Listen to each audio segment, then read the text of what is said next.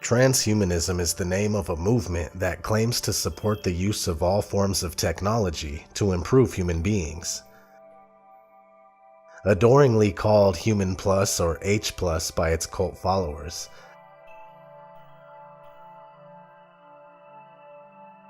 H Plus is also a magazine dedicated to transhumanism.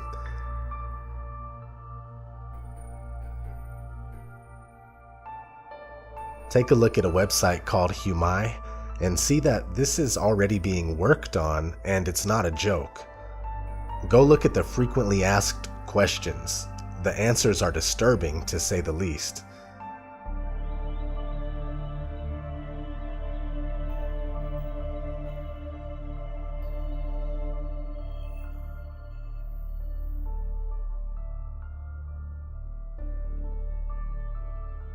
It is far more than just a bunch of harmless and misguided techie nerds dreaming of sci-fi movies and making robots. It is a highly organized and well-financed movement that is extremely focused on subverting and replacing every aspect of what we are as human beings, including our physical biology, the individuality of our minds, and purposes of our lives, and the replacement of all existing religious and spiritual beliefs with a new religion of their own. Which is actually not new at all. The term transhumanism was coined by biologist Julian Huxley in 1957, who defined it as man remaining man, but transcending himself by realizing new possibilities of and for his human nature. Julian Huxley was the brother of Aldous Huxley, who you may know as the author of a very famous book, Brave New World, which is a vision of the future that most people view as the New World Order. Transhumanists believe they are working toward a new and improved existence, leaving everything we have ever known in the past, welcoming a new golden age of super beings. They want to become an entirely new species, transcending what we are as humans, using radically advanced technology to achieve their goals. Let's look at a few of the primary concepts and goals of transhumanism. One of the primary concepts of the transhumanist agenda is the hive mind, a type of collective consciousness where individuality is stifled, a state of conformity. One of the early transhumanist elites, along with Julian Huxley, was Sir Charles Galton Darwin, the grandson of Charles Darwin, who founded the theory of evolution. Here is one of Charles Galton Darwin's quotes relating to the hive mind. The artificial use of hormones has already been shown to have profound effects on the behavior of animals, and it seems quite possible that hormones, or perhaps drugs, might have similar effects on man. For example, there might be a drug which, without other harmful effects, removed the urgency of sexual desire, and so reproduced in humanity the status of workers in a beehive. Or there might be another drug that produced a permanent state of contentment in the recipient. After all, alcohol does something like this already, though it has other disadvantages and is only temporary in its effects.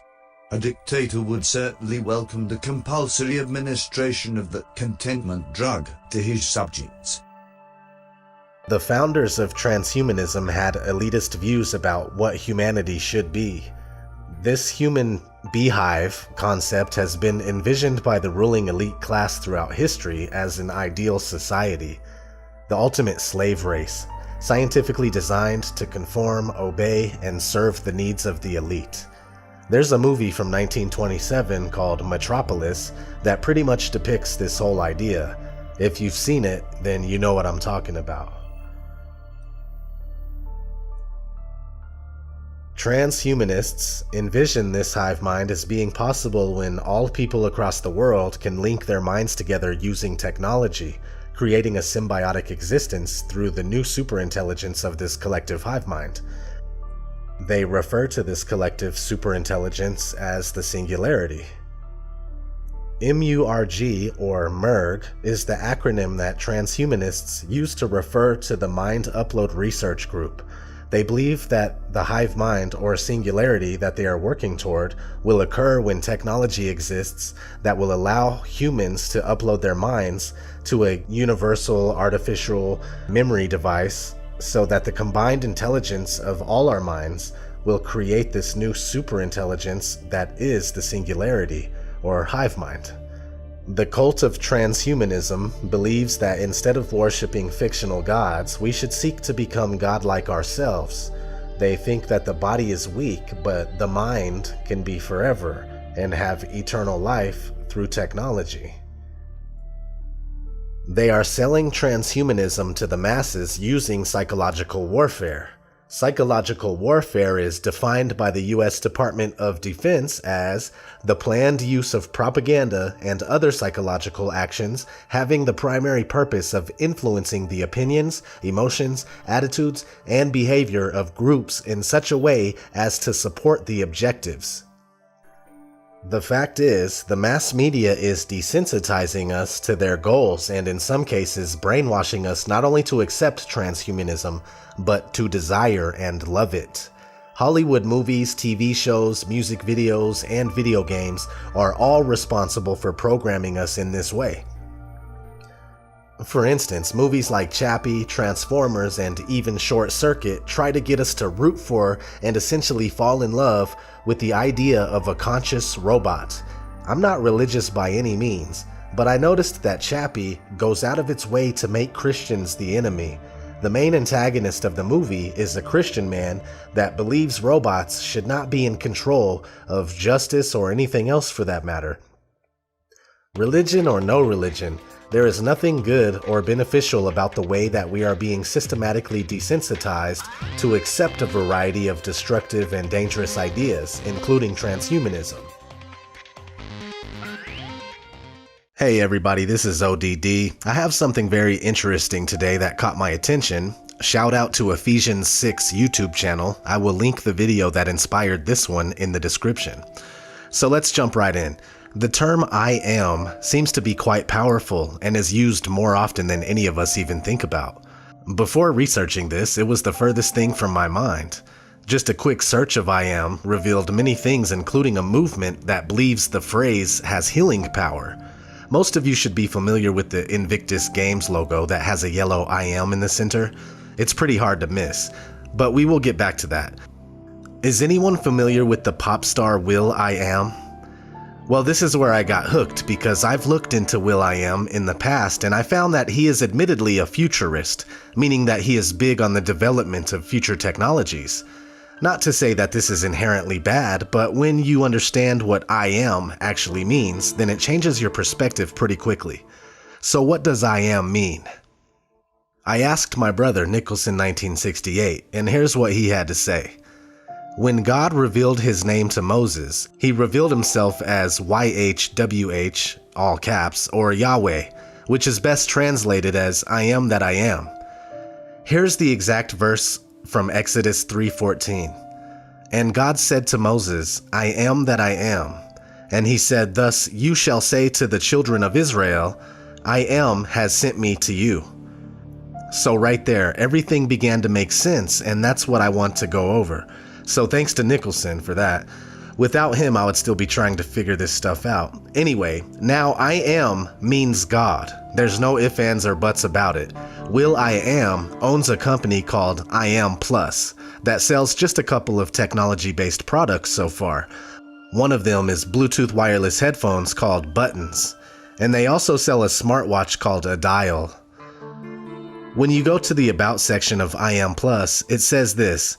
Founded by innovator and global music artist will.i.am, I Am Plus is a Hollywood-based technology company whose mission is to create technology hits that create a ripple effect across pop culture.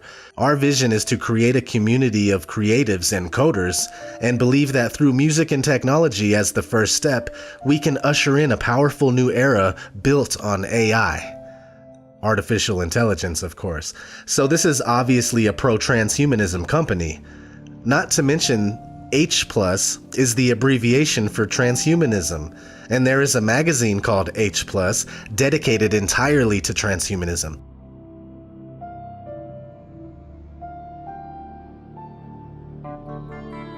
So now we are starting to see the connection with will.i.am, his company I.am Plus, and the H Plus transhumanism movement.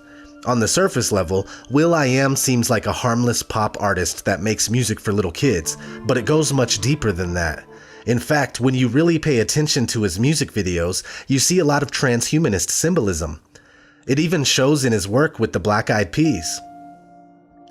And this is all conditioning people to accept the transhumanist agenda, especially young children, because that's pretty much the only people that listen to will.i.am and the Black Eyed Peas.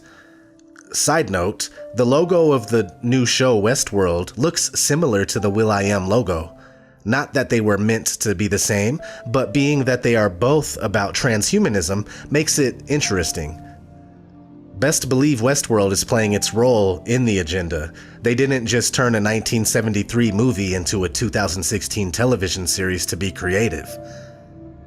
Anyway, let's look at the Invictus Games logo again. I.am, dead smack in the middle. What does it mean? Well, Invictus is a poem from 1888 by William Ernest Henley. Notice his name is William, will.i.am. Maybe a funny coincidence, but maybe not. You never know. So I won't read the entire poem, but the last lines say, "I am the master of my fate. I am the captain of my soul." It sounds very innocent and inspiring, unless you know what it means. It means bypassing God and cheating death. The elite have been trying to find ways to live forever for a long time now, and they are getting close. I am means hijacking God's creation and changing it so it can defy death, which is not natural. We are meant to live and die. It's as simple as that. I hope you're getting the picture, and we do have a little bit more to go over. Let's start with Beyonce and her album I Am... Sasha Fierce. At first glance, this doesn't seem to have anything to do with transhumanism, but the reason I kept looking into this is because of the dots. I am... Sasha Fierce. The dots tell me that I am is meant to stick out. So I looked around a little, and sure enough, I found an ad for the Beyonce 2009 I Am tour with her portrayed as a cyborg. I also found a picture from a performance where she was dressed like the android from the 1927 movie Metropolis. In fact, Metropolis is one of the very first dystopian movies about transhumanism and still shows up in a lot of today's pop music. In the movie, there is an inventor who creates a machine man that he considers to be the man of the future. The android has the ability of taking the form of any person, and the inventor says that no one will be able to tell a machine man from a mortal. It blows my mind that the transhumanist dream was already present back in the 1920s. And today we see Beyonce, Kylie Minogue, Janelle Monáe, Christina Aguilera, Lady Gaga, and many more paying homage to the Metropolis, whether they are in the know or not.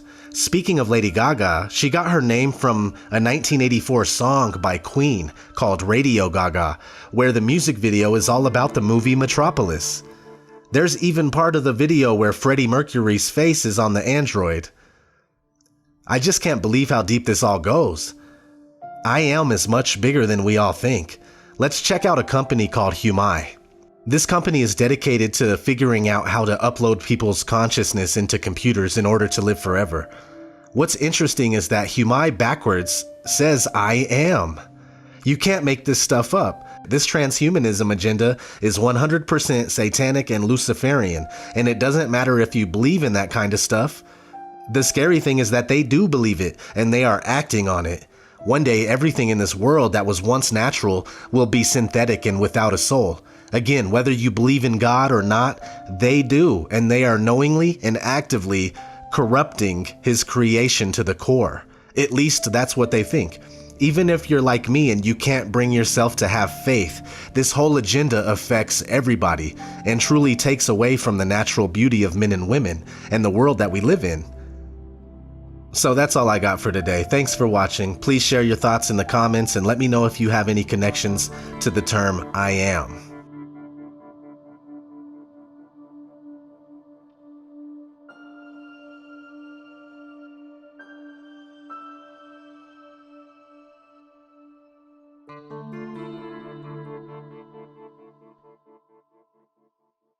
For deeper and more insightful videos about transhumanism, check out Nicholson 1968.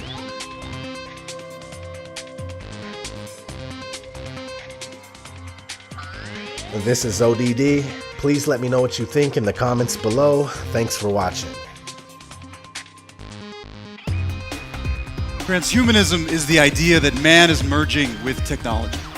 Transhumanism is a term used for a broad range of ideas that technology is greatly enhancing human capabilities.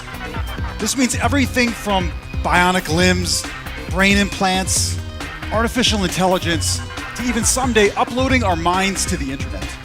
Body 2.0 will include artificial eyes with zoom capabilities, infrared sensors, and night vision will be possible.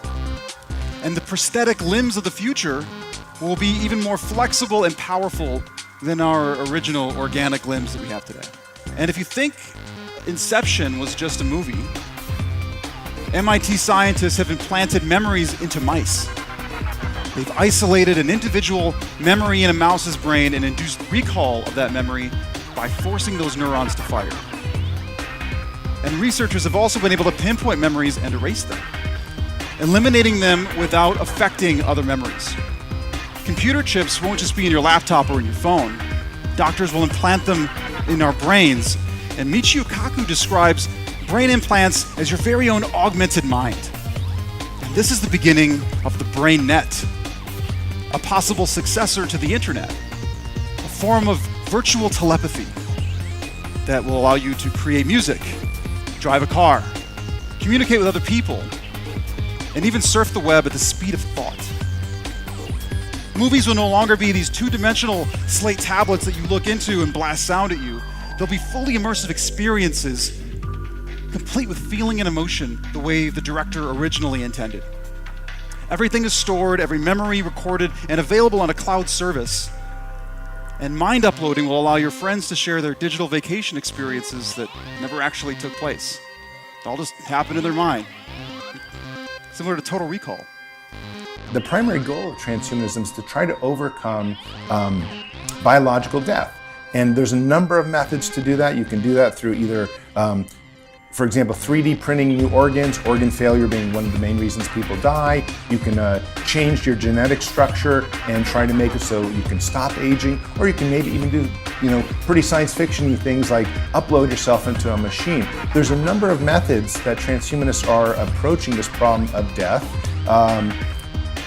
But they're all ways to try to essentially make it so that we don't have to die. I'm an atheist. I absolutely know for a fact God doesn't exist. Transhumanism is a good thing. It's not a religious thing. It's not even a philosophical thing. It's as one of our advisors at the Transhumanist Party said the other day, she said, it's common sense. Transhumanism is just plain common sense. It's interesting.